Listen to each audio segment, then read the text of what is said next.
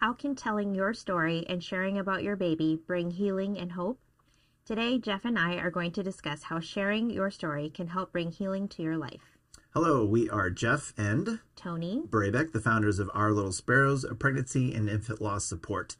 If this is the first time that you're listening to our podcast, we invite you to check us out at ourlittlesparrows.org. What is the purpose of sharing the story of your baby with others? Mm-hmm. Well, I think it's good to talk about your baby when you can, and definitely if you feel safe. You want to have an outlet to where you can express your feelings or even how you remember things taking place, to talk about what you remember and what you experienced with your baby in terms of even if you were experiencing like a first or second trimester miscarriage.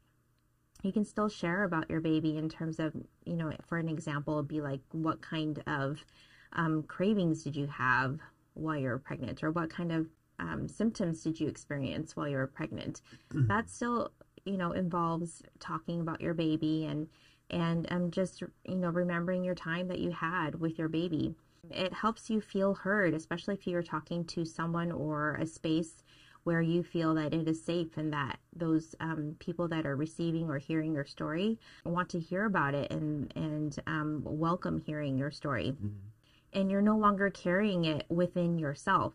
You are sharing it, and in a sense, you are sharing the burden of grief and loss with others, and you're no longer trying to carry it by yourself.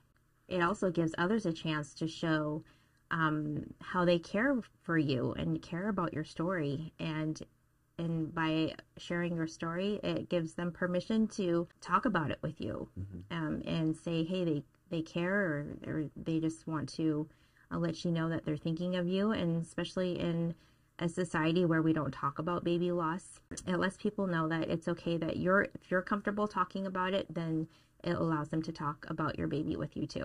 Yeah, it's amazing that talking about pregnancy and infant loss, whether it be early term miscarriage or right up to term, or even shortly after the baby's born, it's still a very not off-putting, but it's definitely not, people are not comfortable, right? Mm-hmm. Yeah. So taboo, I think when at least when I hear taboo, it sounds very negative, like you can't talk about that. That's not something we talk about. Right. It's not. I don't believe, from my point of view and what I've experienced over the last 9 years since Olivia, I don't see it as that outward negative, you can't talk about it. It's more of just a level of, it's uncomfortable, so no one brings it up, right? Yeah. It's just not a common, oh, how are you? I know Olivia's birthday is coming up. How are you feeling? Yeah. You know what I mean? I would say definitely in our personal experience that is probably more so the case, that people just may not know how to bring it up, or they may not think that it's okay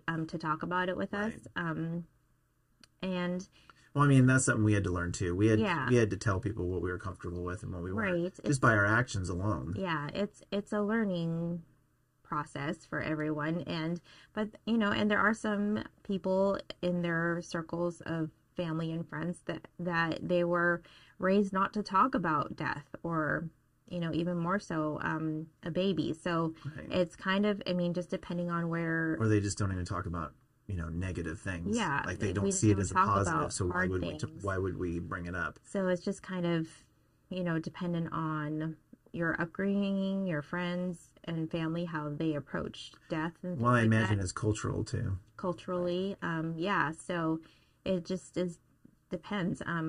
With our experience, I think for the most part, it was just mainly because maybe people didn't know if it was okay to ask us how we were doing, or to share about. And for the most part, they didn't even ask. Right. They just it just went unsaid, or just not spoken. Yeah. Which is not always good either. Mm-hmm. I think that there's definitely a lot of things that could be learned from our situation, within our own families, for sure. Yeah. Well, one last point on that, by sharing your story, you're giving others permission to share about their own losses as well. Mm-hmm. And so, again, in a society where we don't talk about baby loss, if we are willing to share about our own loss, then it opens the door for others to share about theirs. Right. Mm-hmm. Well, another thing to talk about, and I appreciate you bringing this up, is that, sharing your story is not always an easy task, right? It's not always a comfortable one, that's for sure. Yeah. And a lot of people are held back just by that uneasiness and not even sure how to begin, how to start. Yeah. Well, it's definitely, you can feel very vulnerable. It's sharing a very important personal side of your story. And just depending on what was all involved in your story, maybe there was some, and maybe in the delivery process, or maybe there was a trip to the hospital that, it can be unpleasant to talk about yourself. It can bring up a lot of pain. And so it's just, it can be very open and you're allowing yourself to be very open and or vulnerable. Exposed, right? Yeah, people feel exposed, yeah. And then too, you're not sure how people are going to receive it. Right. If they're going to want to hear about it. And for some, like we said, it can be very uncomfortable. But if it's something that we feel like we need to talk about it, maybe there is room to ask that person if they're prepared, or if they're ready to hear from them. Yeah, you could ask them. I mean, and just see if there's something, if they would be open and willing to hear a little bit of your story at least. Right. And yeah, along with that is that you're just not sure how they're going to respond. Sure. And so some will respond kindly, some will be I want to move on to a different topic. Right. And some just may not respond in kind at all. Maybe just for lack of not knowing how to respond. Sure. But sometimes, as we've experienced, there are some, inconsiderate comments made. But right. But you might be surprised at actually how many people can relate and will come to you after hearing your story and start sharing with you about their own personal story, or someone that they know that went through something similar. Now, this isn't to say that you have to share every single detail of your story. Only share what you're comfortable with. And of course, every person or audience that you speak to, I mean, you're going to feel differently about how much you want to share. So obviously, you'll take that into account and only share what you're comfortable sharing. So there are some kind of setbacks or negative sides to being vulnerable to share your story. But I think that once you start sharing your story a little bit more, you'll start seeing the benefits more and more. Yeah. I mean, it's definitely something to be cautious about, be aware. You got to have boundaries with certain people. And that, that was before the loss and probably after the loss, right? Right. Those boundaries are still applicable, or they're still present. And sometimes we have to reevaluate those boundaries and move accordingly. Right. But hopefully we find those people that are safe, a safe space to talk to, which, I mean, in the previous episode, we talked about support groups, and that's a great benefit of a support group, is to having that person that is safe, a safe space. So, after, garnering that courage and getting that extra amount of, feeling inside that I can do this, there are benefits. There are benefits to doing it, and there's different ways to do it. If you're not able to talk to someone, journaling, and there's specific benefits to journaling and writing, I know that you want to talk about. Yeah. Well, I'm just going to hit on, kind of the couple main ways that we can share our story. And one of those is by writing, either by handwriting with a pen and paper, kind of old school way, or by typing. I kind of like the journaling with the pen and paper or journal. We have kind of learned that there's actual benefits to writing with a pen and paper versus on a computer or a laptop or iPad or phone. I think what it does is that it causes us to slow down and not to rush through writing whatever it is that we're writing, whether it be your lost story or anything else. It just causes us to slow down. And it also, I've read, it can engage the creative side of your brain, and which is actually helpful when you engage in creativity in your healing process, your healing journey. So people that like to do crafts or arts, writing is also creative. And when you do it by pen and paper, it engages that creative side of your brain a little bit more than you would when you're typing it out. Yeah. For myself, I personally feel when I'm handwriting, like I have more reflections. I have more thoughts visually. Yeah. Which is bizarre. And when I'm on a computer, I'm very much so like like writing a term paper. It's like, Mm-hmm. just got to get through it. Just got to, type my Right. thoughts real quick. And it's busy work versus, like you said, slowing This is down, more being thoughtful. more Mm-hmm. artistry, right? Yeah. Being more artful, and it is a different part of the brain, that's for sure. Yeah. And I think too, like with writing, it's, obviously it can either just be for yourself, or maybe it's a letter to your baby, or maybe you're writing for a blog or something that's a little more public. Yeah, a lot of people we've known have become contributors, Mhm. right? To Still Yeah. Standing magazine Yes. and other platforms. So, I mean, both are beneficial, I think, and it helps you be able to communicate a lot of what you may not be able to say verbally. It's just another opportunity to give expression to your experience and to your thoughts and feelings of what you're going through. Now, other than benefits in writing, there is benefits in sharing and talking and telling. What are some of the things you wanted to chat about in that regard? Well, yeah, I think when you have an opportunity to verbally speak your story to someone, or even to like a recording device, and Right. have yourself just record your voice Yeah, saying it, doesn't necessarily have to be to a particular digital audience. yeah Yeah, I journal, think, yeah, digital journal, right? Yeah. I guess so. I'm like, or whatever. I'm not really sure what you call them now, but there's apps on your phone or whatever, I'm sure. And so when you speak it, or I kind of contribute it to where, like, when you're getting so full of emotions or thoughts, and it's all kind of like just inside you, you don't really know how to get it out. And sometimes the only thing that works is to either write it out or speak Say it. it, yeah. And so sometimes, having, just going to my phone and turning on the voice memo feature or app, and just speaking it. It doesn't have to make sense, and it doesn't have to be, it doesn't have to flow and be grammatically correct.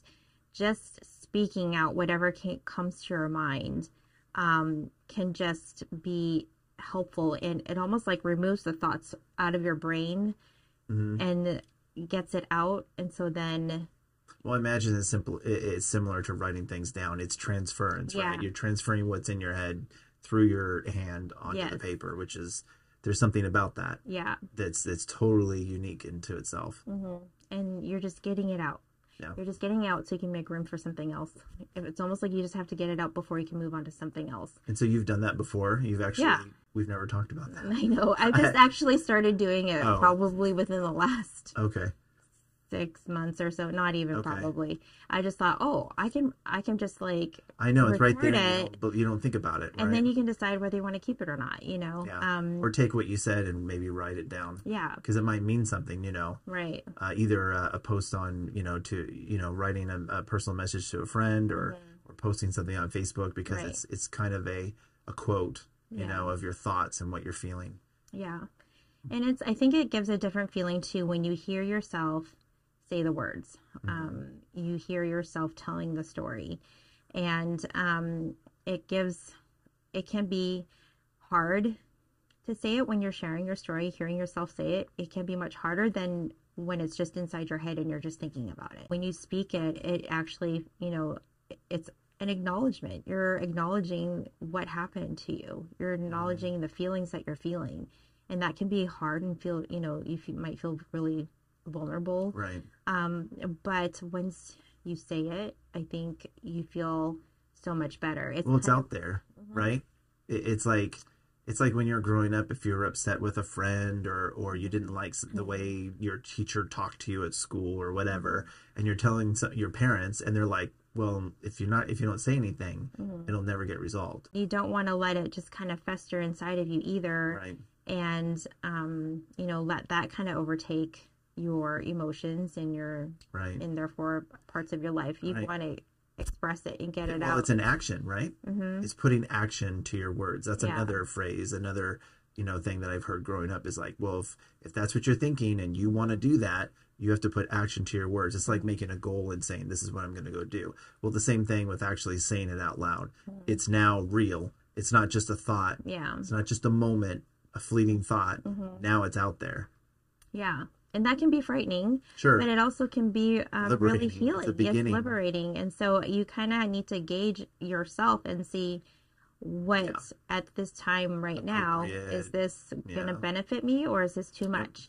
So you have that choice as to who you want to share with, how you're going to share it, and what you're going to share. Right. And so don't, you know, I don't want people to feel like they have to share their story in order to get healing at this moment. You know, if this is all based on what you think is good for you, and yes, it can be challenging. It can be a little bit scary, but I think there are definite benefits if you're willing to take those steps to sharing your story, either with just yourself or with a group of people or on a blog or social media, whatever it may be. And so little by little, you can just start sharing a little bit. Yeah. And you might find that, you get more benefit in return, because now people are going to be able to share their story, and you might find that community that you've been looking for, and you'll gravitate to those people and they will gravitate to you. Right. How, you know, being a support for one another. So you'll find that community, and that's how we find healing, is through community and being open and willing to take those kinds of steps. Right. Yeah. Cool. So that's my thoughts. No, that's perfect. No, it's really good. I'm glad that we talked about this today. I think this is a great segue, you know, from support groups. And, you know, are we going to join one? What does that look like in the previous episode? And now we're talking about, okay, now that we join this support group, we kind of talk. Yeah. and this was a perfect episode just to kind of talk about those ABCs of sharing our story. Why is it important? What can it benefit us? You know, and what are some of the blocks that can get in the way? One of the, you know, some of the things that can keep us from doing that first step of sharing with others. So good job. I like it. All right. So come back for our next podcast episode, where we discuss how helping others can bring you closer to hope and healing. If you like this episode and want to see another video podcast, you can click or tap up above. If you click or tap down below, you can go deeper with Tony and I in our grief series, The Pregnancy Journey, grieving from diagnosis to the loss of your baby and beyond. Thanks for joining us. Fake smile. Stop.